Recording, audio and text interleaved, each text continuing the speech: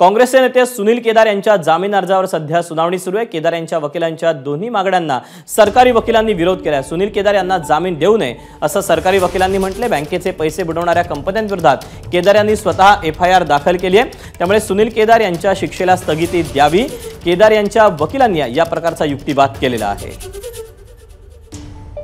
आपण याबद्दलचे अपडेट जाणून घेऊया। तुषार कोहळे आपल्या सोबत आहे। तुषार, काय नेमका युक्तिवाद पाहायला मिळतोय? दीपक, जर आपण बघितलं तर सुरुवातीला सुनील केदार यांच्या वकिलांनी युक्तिवाद केला। त्यांचं असं म्हणणं होतं की सुनील केदार हे लोकप्रतिनिधी आमदार आहे आणि जर का त्यांची आमदारकी रद्द केली तर त्यांच्या मतदारसंघातले जे लोक आहेत त्यांचे जे अधिकार आहेत त्या अधिकारांपासून ते वंचित राहील। त्यामुळे एक तर त्यांनी दोन मागण्या केल्या होत्या। एक तर सुनील केदार यांच्या जी शिक्षा सुनावण्यात आली त्या शिक्षेला स्थगिती द्यावी आणि सोबतच सुनील केदार यांना जामीन द्यावा। सरकारी पक्षांनी या दोन्ही मागण्यांना विरोध केलेला आहे।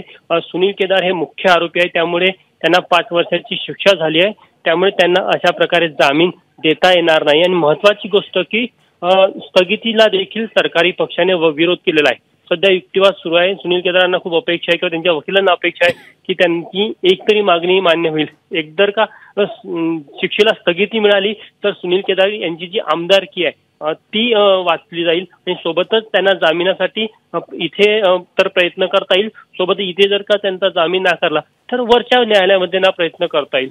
सध्याच्या परिस्थितीमध्ये युक्तिवाद सुरू असून सर्वांचं लक्ष न्यायालयाच्या निर्णयाकडे आहे की आज सुनील केदार यांना जामीन मिळतो की नाही। जर का आज सुनील केदार यांचा जामीन फेटाळला गेला तर लगेचच सुनील केदारांचे वकील हे नागपूर खंडपीठामध्ये देखील धाव घेण्याची शक्यता आहे।